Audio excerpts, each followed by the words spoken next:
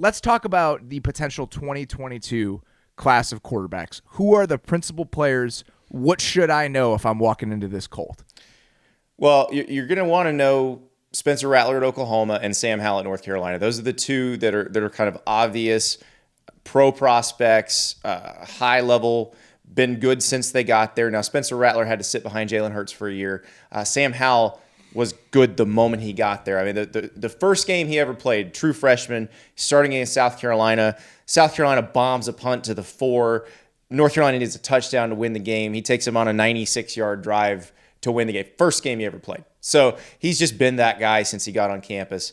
Those two are the ones that I think everybody's going to be watching. The guy who's the wow and his team is going to be probably the most entertaining to watch. Their offense is awesome. Their defense is terrible. It's Matt Corral at Ole Miss. So you're going to love their games because it's just wild back and forth. If you saw them play Alabama last year, they gave Alabama hell. Nick Saban, obviously Lane Kiffin knows quite a bit of how Nick Saban works from having been his OC.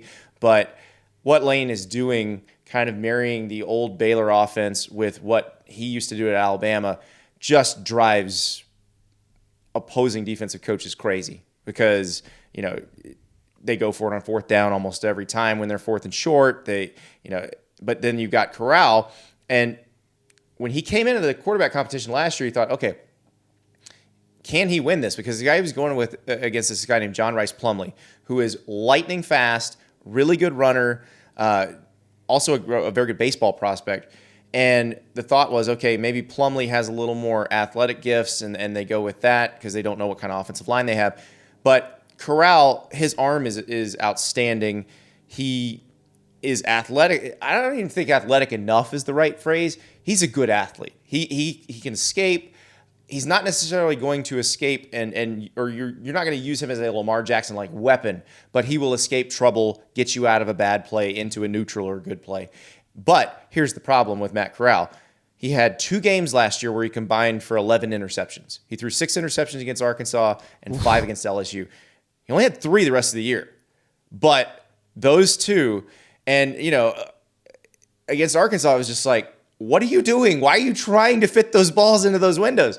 And so I wonder, will NFL general managers, coaches look at that and go, we can't have a game like that. That would just be the worst possible outcome. So we just know we can't have him. If he can go through a season where he doesn't have a disaster game like that, he's probably the best mix of tools on the board. Interesting. Okay. You can't do if he has another 6 interception game, it's going to be really tough. Obviously Spencer Rattler's at Oklahoma. We've seen the pipeline of Oklahoma quarterbacks that's come out over the last few years. What sort of different flavor does he put on their offense, and does he bring as a quarterback than the guys that we've seen come out of that program over, since Baker Mayfield, essentially? So he's probably a little more like Baker. Nobody's going to be the top end athlete that Kyler was. And Hurts is a much better power runner than most quarterbacks you'll ever see. Spencer's got a nice blend of speed and arm and everything else. And I think, the end of last season is really not the end of last season, kind of middle on, he settled in. He was comfortable in that offense. And people forget that Lincoln Riley had not had a homegrown starting quarterback since he's been the head coach at Oklahoma. And actually goes back to when he was the OC, because Baker started games at Texas Tech as a freshman. Kyler started games at Oklahoma or at Texas A&M as a freshman, and then Baker and Kyler both sat at Oklahoma before they got to play. Jalen Hurts was a 2-year starter at Alabama and sat for a year behind Tua as a junior, and then saved them in the SEC championship game. So all of those guys had extensive experience going into becoming the starter. Spencer didn't. He had 4 snaps against LSU in the blowout in the Peach Bowl, but not much else. And so it took him a little while. And Lincoln actually yanked him out of the Texas game because he looked off. The offense was off. And so he took him out. He put Tanner Mordecai in for a little bit. And then he puts him back in. These and names Spencer are leads incredible. them to Tanner Mordecai. Yeah, Tanner Mordecai at TCU now. So it transfers transfer portal is a wonderful thing. But yeah, so Spencer comes back in, leads them to a 4 overtime win, and then is just lights out the rest of the season. And so I think if he has the kind of year we think he's going to have, he's going to be the one that everybody's looking at. There's a couple more. Malik Willis at Liberty, his arm is just off the charts good. He's a very good athlete. He's gonna throw a bunch of touchdown passes. He's gonna run for a bunch of touchdowns. That offense is the Hugh Freeze offense. It's it used to be at Ole Miss. You wonder how that's going to translate. Can he step right in and play in the NFL? And I do think NFL coaches have kind of come together a little bit with the college coaches and are willing to make things a little bit easier for a guy early on. But Malik's one I think would probably need a year or so to get adjusted, because what he has to do offensively is nowhere near what you're going to have to do in the NFL. There's a lot of the coach kind of telling you, hey, throw it here. And you're not going to get that in the NFL. But you can't make up that arm strength. You can't. That doesn't exist in other players in this class. And I think that we've seen that over the last couple of years, right? Is that teams that have bet on the traits have been rewarded for it. And I think there are going to be some mistakes associated with that line of thinking as teams search for the next Josh Allen or look at a guy like Justin Herbert and say, but Josh is a weird one because Josh ran a pro-style offense. Like, I remember going to when the quarterbacks will go and work with their private coaches over spring break. And Josh was out working with George Whitfield, and he's in there with Jarrett Garantano, who was at Tennessee at the time, and Kenny Hill, who was at TCU and is now TCU's quarterbacks coach, guys who were in these up-tempo offenses. And so they brought a former NFL offensive coordinator in to teach them how to set protections and change protections. And Josh already knew all that stuff. He's just kind of yawning in the back because that's what he did every day at North Dakota, or at Wyoming with the guys from North Dakota State. But the other guys were just lost. So Josh was a case of, can he be more accurate? And he's still the first one I can remember that got more accurate when he got to the NFL. How would you characterize? Let's talk about Sam Howell for a second, because the very little that I've heard about him, they run and just what I've watched after watching De'Ami Brown last year and Javonte Williams, Michael Carter, super RPO heavy offense. He's like 6'1", so he's not overly big. So in terms of like physical stature and profile, maybe doesn't compare to some of these other guys that we've considered top 5 picks in the past.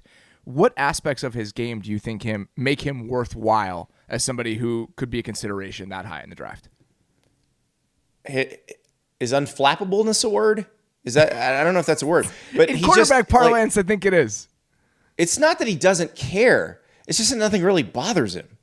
And it's a nice thing to have when you get in some crazy situations. And he just seems like a calming influence on that team. And if you talk to Mac Brown or Phil Longo, the offensive coordinator, they'll tell you that he's just always like that. He's always chill.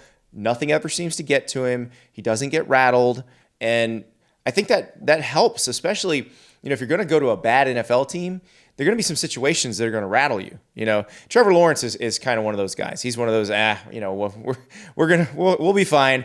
And that's the sort of thing you need when 3 of your starting offensive linemen are out in a preseason game and Marcus Davenport is pushing your left tackle into your lap every play.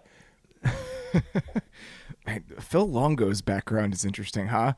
He was spent Phil 3 years Longo's at a very Slippery Rock, 3 years at Sam Houston State. Yep.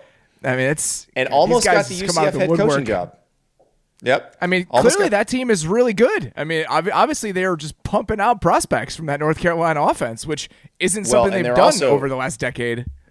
Well, they're also getting more talent. They're getting a lot better talent than they have been. When Matt got back to North Carolina, he immediately started locking down the state. Sam Howell was one of the first guys he got. So that's basically Mac told me he passed the NCAA recruiting test because he'd been out, so he needed to take it again. And his next call is to Sam Howell. And Sam Howell was committed to Florida State. He really wanted to play for a guy named Walt Bell, who was the offensive coordinator under Willie Taggart at Florida State. Walt gets the UMass head coaching job, and obviously Sam's not going to UMass. And he still wanted to go to Florida State, and he basically kept telling Willie, Amherst in the fall? Listen, my guy Dan Wetzel loves it, but Marcus Camby, I'm sure Coach Cal likes it just fine. But Sam Howell wanted to play a little higher level. So he still wanted to play at Florida State. He keeps asking Willie, who's your OC? Who's your OC? And Willie's like, well, I know it's going to be a good one, but I can't tell you yet. And Sam's like, well, what are you going to do? And so Mac calls him. First question, who's your OC? And Mac's like, I'll let you know. And like 3 days later, he's hired Phil Longo. And Phil had recruited Sam at Ole Miss. And so immediately Sam's like, all right, cool, I'm in. Let's go. And that was what happened. And that's why Florida State is sort of where it is right now, coming off a 3-6 season.